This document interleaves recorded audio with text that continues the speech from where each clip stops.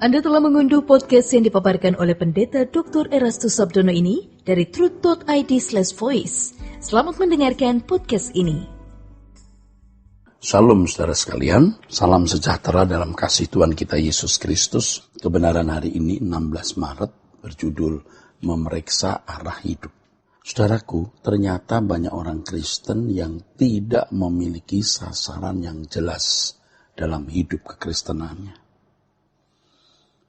Dan ini memang dari dulu demikian. Contohnya begini, buktinya demikian. Rasul Paulus dalam suratnya berkata, sebab itu aku tidak berlari tanpa tujuan dan aku bukan petinju yang sembarangan saja memukul.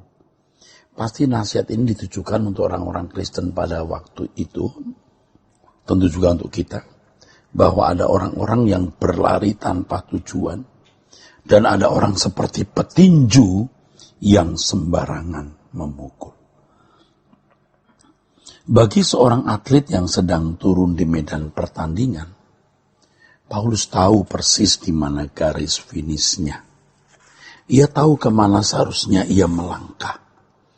Ia harus berlari dan harus terus berlari, bukan berjalan. Dan tahu di mana garis finishnya. Hal ini menunjuk kepada pergumulan kompetisi yang hebat dalam pertandingan itu. Untuk itu arah sangat penting, bukan hanya kecepatan langkah yang harus dimilikinya, melainkan juga arah langkahnya. Hidup ini adalah sesuatu yang sangat hebat. Pergumulan yang luar biasa. Artinya sesuatu yang harus digumuli secara serius. Pergumulan itu bukan terletak pada sukarnya mencari nafkah, bukan sukarnya mempertahankan reputasi, membela harga diri dan nama baik, juga bukan pada mengokohkan kedudukan dan kekuatan atau kekuasaan dunia, juga bukan pada hal yang lain, melainkan bagaimana mempertahankan konsistensinya arah perjalanan hidup yang benar. Seorang yang arah hidupnya sudah benar harus terus bertahan untuk ada pada jalur yang benar. Tidak boleh menyimpang. Terdapat banyak tekanan dalam hidup ini. Tekanan yang bertujuan agar kita keluar dari jalur perjalanan hidup yang benar yang sudah kita miliki. Tentu rangsangan dan tekanan itu datang dari si musuh, yaitu kuasa gelap. Tentu tekanan ini dalam berbagai bentuk dan cara. Ya. Nah, kita harus tetap waspada dan berjaga-jaga agar kita dapat mengenali tipu daya si musuh. Tekanan itu disebut oleh Petrus sebagai penderitaan yang dialami semua saudara seiman di seluruh dunia. 1 Petrus 5 ayat 9. Dalam hal ini kita mengerti mengapa Paulus menasihati kita dengan ucapan ini. Sebab itu siapa yang menyangka bahwa ia teguh berdiri, hati-hatilah supaya jangan jatuh. 1 Korintus 10 ayat yang ke-12. Ini masih dalam rangkaian sikap waspada dan berjaga-jaga menghadapi tipu muslihat iblis. Seseorang yang sudah salah arah perjalanan hidupnya sukar dikembalikan ke jalur yang benar. Seorang yang pernah dijamah Tuhan dan berjalan di jalan kebenarannya, kalau ia jatuh dalam dosa dan menyimpang dari kebenaran Allah, tidak mudah kembali ke jalan kebenaran. Oleh sebab itu, kita harus tetap teguh, berintegritas tinggi. Dalam suratnya kepada jemaat Filipi, Paulus berkata, aku melupakan apa yang telah di belakangku dan mengarahkan diri kepada apa yang di hadapanku dan berlari-lari kepada tujuan untuk memperoleh hadiah, yaitu panggilan surgawi dari Allah dalam Yesus Kristus. Dalam pernyataannya ini kita menemukan kembali sikap hidup Paulus yang menunjukkan bahwa ia memiliki arah hidup yang jelas. Kehidupan Paulus adalah kehidupan yang bertujuan jelas.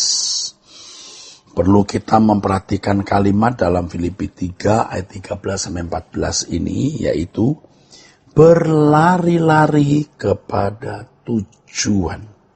Untuk ini sejenak kita patut berhenti merenungkan hidup kita ini. Apakah selama ini arah perjalanan hidup kita sudah benar?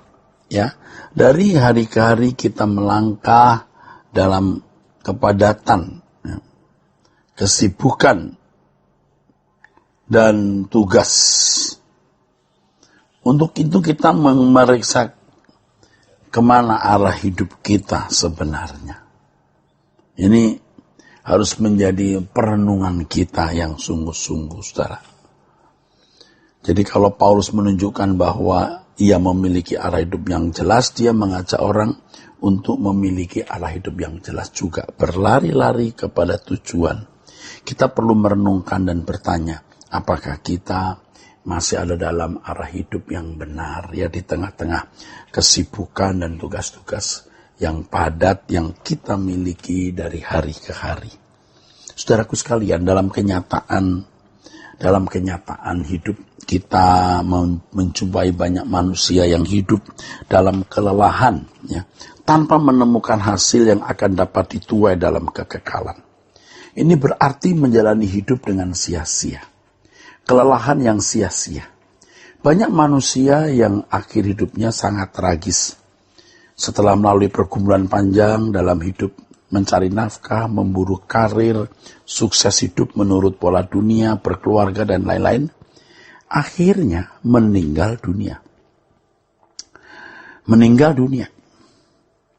Dalam kemiskinan, artinya tidak ada sesuatu yang dia bawa ke kekekalan. Hal ini dialami oleh orang kaya yang dilukiskan Yesus di Lukas 12 ayat 13-21. Tuhan Yesus mengomentari manusia semacam itu atau seperti itu sebagai berikut. Demikianlah jadinya dengan orang yang mengumpulkan harta bagi dirinya sendiri, jikalau ia tidak kaya di hadapan Allah. Ia adalah orang bodoh sebab pada akhirnya ia tidak dapat menikmati kekayaannya itu dan tidak memiliki hidup kekal. Tragis, saudara, malang. Orang-orang yang sukses dalam karir, dia kaya sampai tidak cukup punya tempat untuk menampung kekayaannya atau hartanya. Ini menunjukkan orang yang benar-benar berlimpah harta, tapi mati dalam kemiskinan. Alkitab mengatakan kita ini datang telanjang dan akan kembali atau pulang telanjang pula, saudara. Dunia kita hari ini adalah dunia yang sedang dilawat oleh Allah. Tapi sayang sekali banyak orang yang tidak mengerti lawatan Allah tersebut. Banyak mata hati yang sudah menjadi buta dan gelap, sehingga tidak mengerti lawatan Allah yang sangat berharga. Kebutaan ini disebabkan karena ilah zaman ini.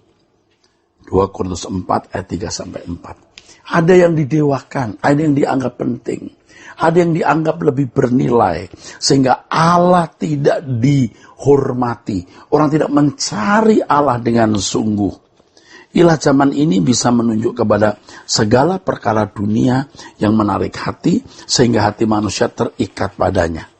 Untuk ini dibutuhkan kepekaan agar dapat mengerti saat penting ini, yaitu hari lawatan Allah. Kita harus waspada, jangan sampai kita tanpa sadar memperlakukan Tuhan dengan tidak pantas, yang sebagai akibatnya mendatangkan hukuman dalam kekekalan. Oleh sebab itu kita harus memiliki kepekaan bila mana Allah melawat kita, dan kita harus meresponi lawatan Allah dengan benar.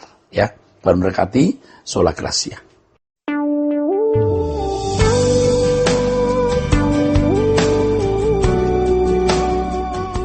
Apakah Anda telah selesai dengan diri Anda sendiri di hadapan Allah? Apakah yang dimaksud selesai dengan diri sendiri secara konkret?